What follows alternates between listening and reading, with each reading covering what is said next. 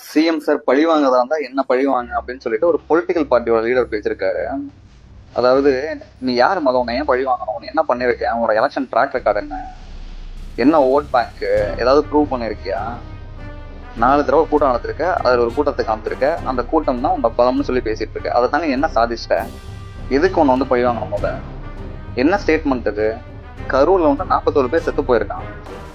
அந்த சாவை ஒட்டி 3 நாளா டிஸ்கஷன் நடந்துட்டு இருக்கு. 3 நாளா வீட்டுல போய் படுத்து தூங்கிட்டு ஒரு கேவலமான ஸ்கிரிப்ட் எழுதிட்டு வந்து சிஎம் சார் பழி வாங்க என்ன பழி வாங்கன்னு சொல்லி உன்னோட கேடஸ் எல்லாத்தையும் ஒத்துட்டு விட்டுட்டு இருக்க. நீ பொறுப்பா என்ன பேசிருக்கணும், பொறுப்பா நடந்துக்கோங்க, இந்த விஷயம் நடந்து போச்சு, யாரும் எமோஷனலா வார்த்தை விடாதீங்க, நம்ம கோர்ட்டுக்கு போயிருக்கோம், சட்ட ரீதியா அனுப்புவோம், நம்ம பக்கம் நியாயம் இருந்தால் நம்ம கண்டிப்பா ஜெயிப்போம் அப்படின்னு சொல்லி உன்னோட கேடத்தை கைட் பண்ணிருக்கோம். அவங்க கேடஸை விட மோசமா கேவலமா ஒரு ஸ்டேட்மெண்ட் வந்து கொடுக்குறேன். இப்ப சித்திரங்களாம் என்ன நினைப்பான், என்ன பேசுவான், உன்னோட கேடஸ் என்ன பேசுவான், இந்த கொலையை பண்ணது வந்து தமிழ்நாடு சீஃப் மினிஸ்டர் அப்படின்னு சொல்லி பேசுவான். இந்த வயலன்ஸ் இன்ஸ்டிகேட் பண்ணிருக்க. அதாவது, இப்படி ஒரு இன்வெச்சூடான ஒரு பொலிட்டிக்கல் பார்ட்டி லீடரை தமிழ்நாடு ஹிஸ்டரியே ஒன்றும் பார்த்துருக்க மாட்டான். ரொம்ப ரொம்ப வயலான ஸ்டேட்மெண்ட் இது.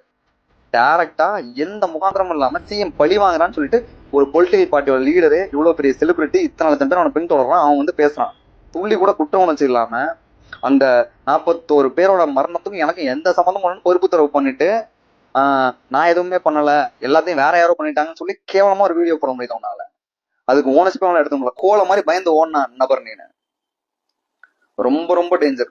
டிவிக்கு அப்படின்ற கட்சி ஒண்ணு வளர்ந்து வர்றது இந்த ஒட்டுமொத்த சமூகத்துக்கும் டேஞ்சர்.